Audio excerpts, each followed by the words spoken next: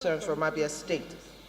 Mr. Speaker, of course, again, it is with a very heavy heart that I stand up to speak about this seemingly recurring motion.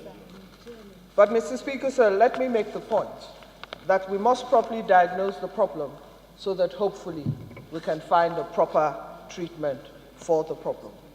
Mr. Speaker, sir, looking at the body, and when we look at what has happened over time as far as that necessitated the House forming a committee to send to South Africa to engage with the South African Parliament on this. It was at the time, at the height of the xenophobic attacks of South Africa, where societies and cities rose up against Nigerians.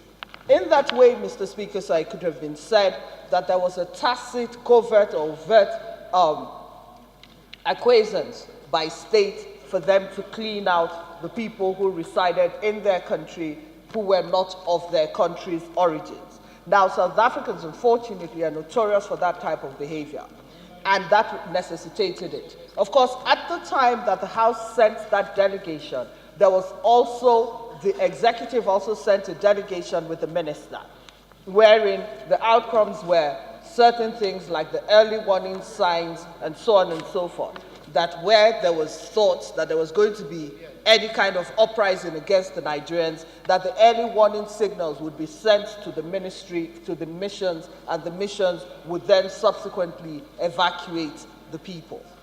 Now, Mr. Speaker, that is already in existence.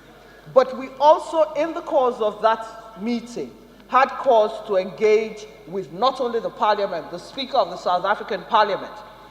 And the reason that we did that, Mr. Speaker, was that we believed that even though both countries were friendly, that the government of Nigeria as well as the government of South Africa were friendly, that that friendship did not trickle down to the citizens. They were unaware of the level of brotherhood that Nigeria and South Africa shared, and so they were not likely to treat Nigerians with any kind of welcoming arms. But, Mr. Speaker, let me also make the point that, as Honorable Toby said, the proliferation of small arms and light weapons in the South African society and the history of South Africa is one that makes the South African society very violent. And I think that as we get emotive about this motion, it is important for us to divide, to make a clear distinction between state-sponsored xenophobic attacks and the South African citizens who are prone to criminality. If we read the body of this motion, and unfortunately a lot of South Africans are gun owners. They don't have very strong laws in gun laws in South Africa.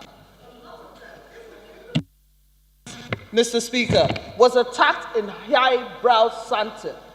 He was mobbed and he was shot at. A colleague of ours in this house. So South Africa is a very, very violent society.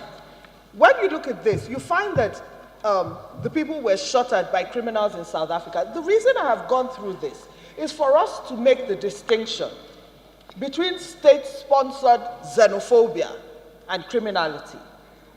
I think that from my engagement, we found out that the South Africans, the people in South Africa, refused to mention the word xenophobia. And the government, both from the parliamentary end as well as from the executive end, have constantly engaged with the people of South Africa. At the time, we suggested that we take it to the United Nations, that we take our petition to the United Nations about invoking the anti-hate laws and the xenophobic laws at the time, at the African Union as well as the United Nations. Mr. Speaker, my concern is that we're going to continue to have these conversations. How much powers beyond suasion, moral suasion, beyond engagement, what can the government of Nigeria actually do? And I'm speaking from a practical viewpoint. I'm saying that beyond constant engagement, beyond bringing it up at the Nigerian-South African Binational Commission, beyond raising it at the AU about the violence in South Africa, what really can we do as a country?